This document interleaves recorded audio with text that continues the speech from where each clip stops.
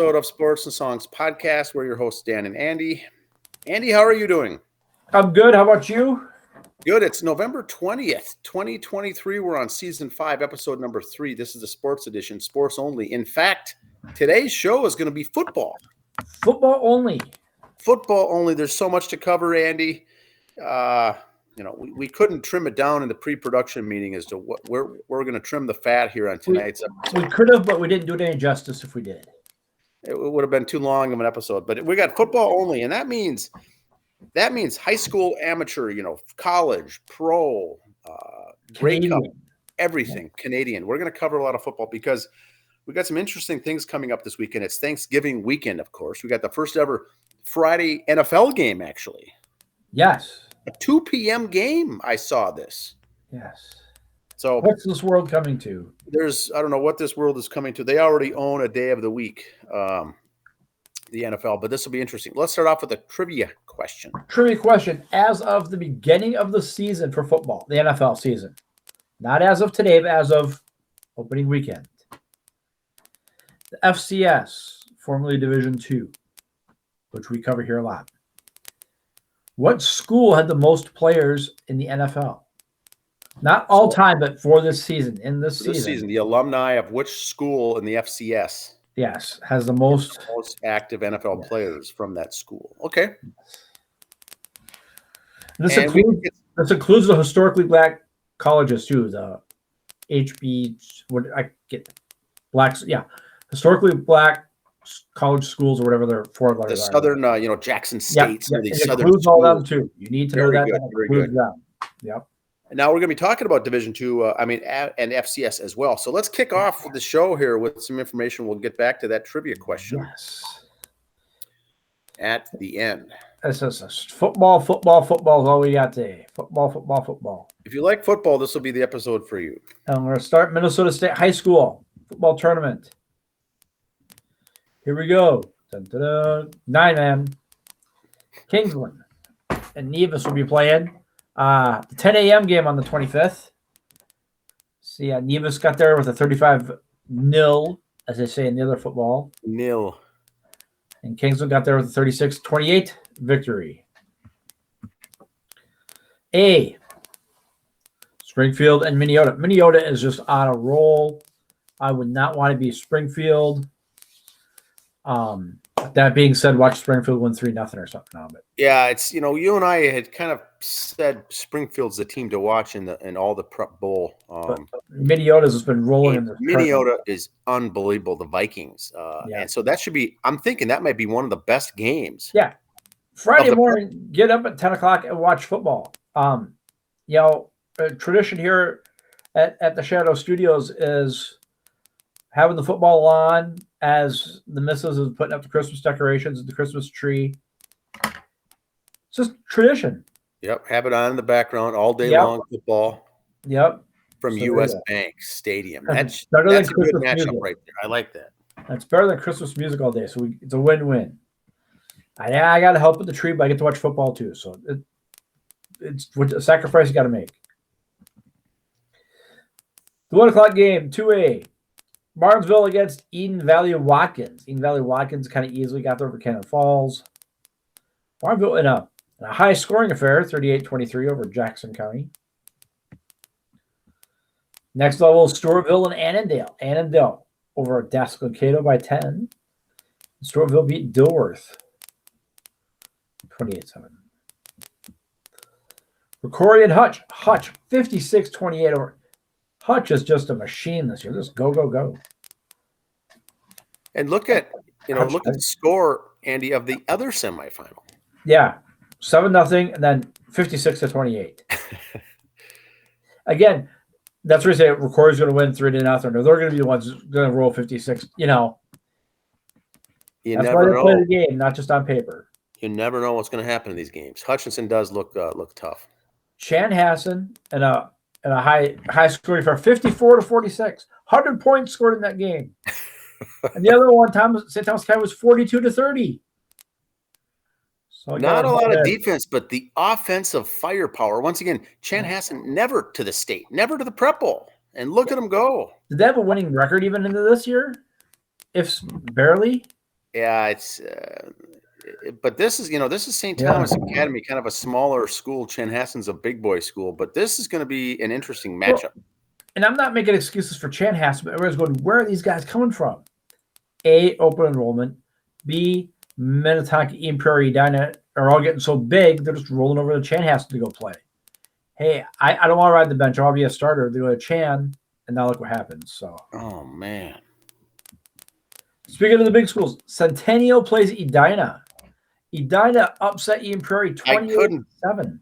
I couldn't believe this. And what we used to call here at our house, the Edina Eden Prairie game was the Cake Eater Classic. Yes. But the Centennial, I was gonna bet my bet the farm here on Centennial to win this Prep Bowl championship, because they've been just rolling right along with all these other big schools that you normally hear of are not even in the equation. Now you see Edina beating Eden Prairie, and now you really can't bet against Edina. I don't know what they've got there, but this should be an interesting one to watch on the Friday night. Actually, the first night they got 4 games. So, all right, Division 3. Okay. There's some schools around our area. Here's the upper part of their bracket. You got Wisconsin Lacrosse is still in there. Mount Union on the other side. So you got some of our local schools. What kind of local? Upper Midwest area here. Lower half of their bracket, Wartburg from Iowa. There you go. Iowa football. John Hopkins. So there's the lower half of the D3 bracket. D2 was announced the other day. Top half. Second round, here we go. Kind of everybody did what they're supposed to. 1 against 4, 2 against 3 in their second round matchups.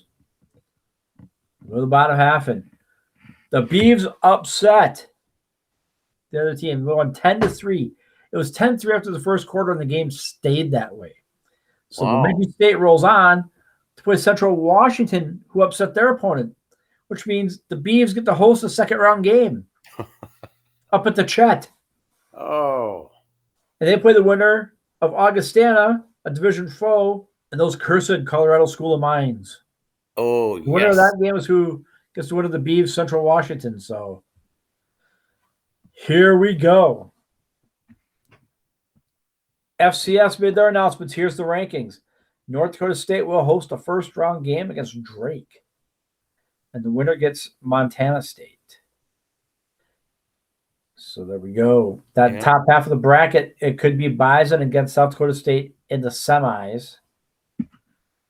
Lower half of the bracket, Montana's a 2 seed, and they're not getting a lot of love from people. I've seen some people actually had Furman upsetting them in the semis there. So, okay.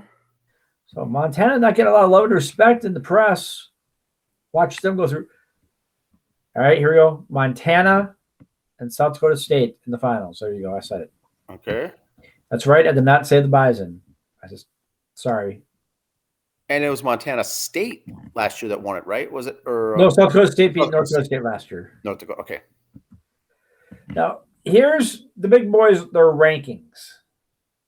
And I went through 13 here just to kind of show something. They've got to expand the playoffs. You got 5 teams at 11-0. And 2 of them are in the Big Ten. Yeah, 2 of them play each other this weekend, but still. 5 at 11-0. Yeah, what? 4 at 10-1. 4 at 9-2. I mean, you got to do more than just 4 teams in the playoffs. Now, we still might have 4 undefeated teams in the playoffs because Ohio State and Michigan play each other here this next weekend. But still, holy buckets. Florida State quietly at 11-0. And I say quietly because Georgia's Georgia, they get all the press. Michigan and Ohio State getting all the press. Washington kind of quietly coming up there. I mean, Washington was 5th, and they went up to 4th, and all they did was win, just like Florida State did. And Florida State got jumped. So Ohio State jumped over Michigan. And what did Ohio State do? They beat the Gophers, for God's sake. I mean, Sorry, I get the water there. I was all excited.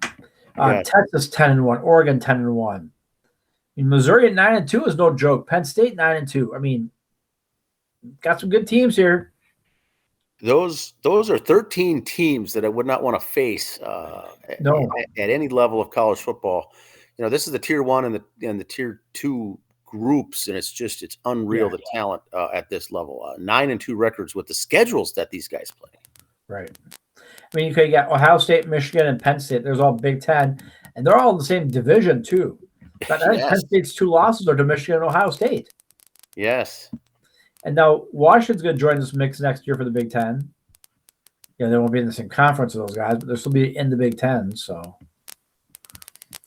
now, if the NFL playoffs were today,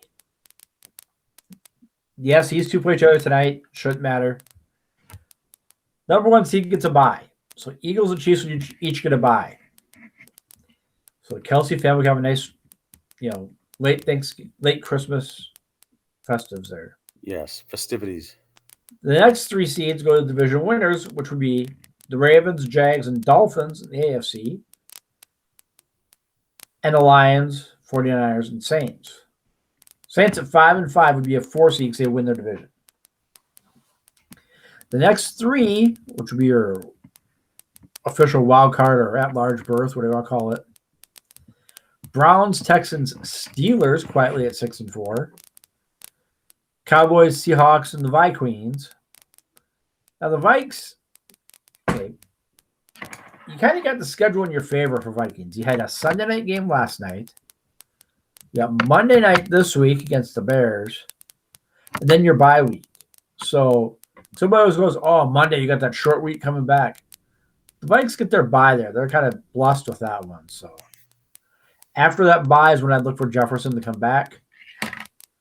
We'll see. Well, Dobbs will get to know the playbook a little more. You get Jefferson back. The interesting thing is for the Vikings down the stretch is that they play the Detroit Lions twice in a 3 or 4 week span. Yeah. And that should be interesting. And they're only a couple games behind them right now, too. So that could be very, very interesting. Very interesting. Yep. So we'll see how that all turns out. Then here's the next 3 on the bubbles. Bills, Colts, Broncos, Packers, Rams, Falcons. Now, I said, okay, the Packers are 4-6. They're on the bubble. But they're just behind the Vikes who are 6-5, and the Vikes haven't had their bye yet.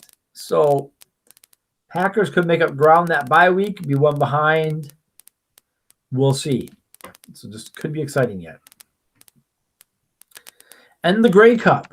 The Winnipeg Blue Bombers lose to the Montreal Alouettes on a last-minute scoring touchdown for Montreal. Wow. Now, the next 2 slides, I have to apologize.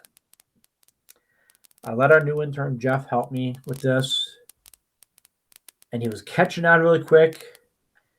And I showed Jeff how to use the highlighter. Uh-oh. I apologize. He's new. Again, remember, Jeff went to Stout, so just keep that in mind. Oh, that's right. Yes, a 5-year plan. 5-year deal at Stout, so just remember that.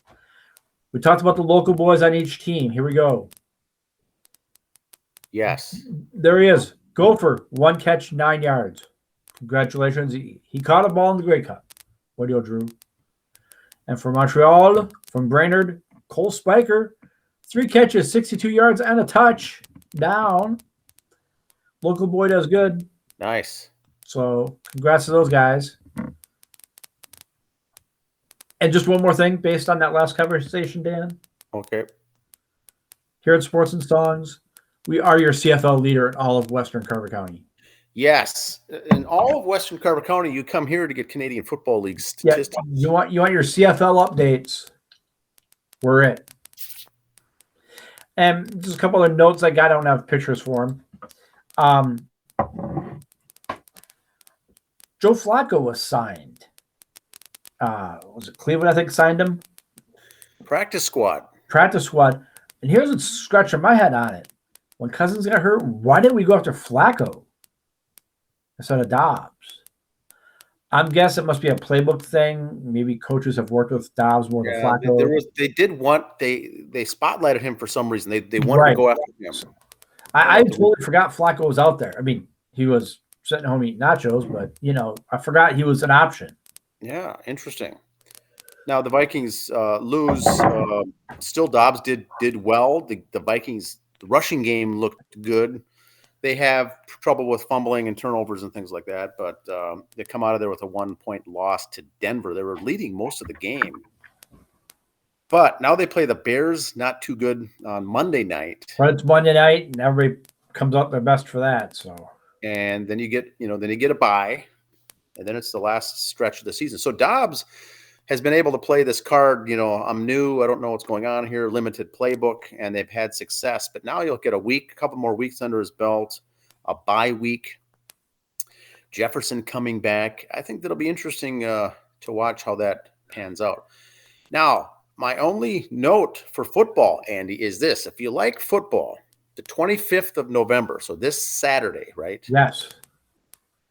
There are, for Division III, Division II, and FCS, each of those divisions or leagues or, divisions has 8 games going on that day, just on Saturday.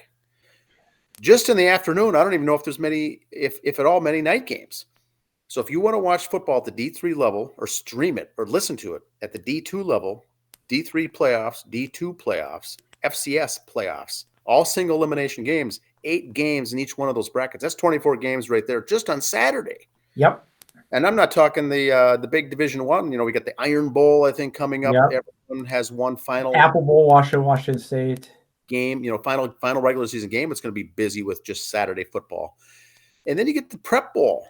4 games on Friday. Yep. 3 games on Saturday.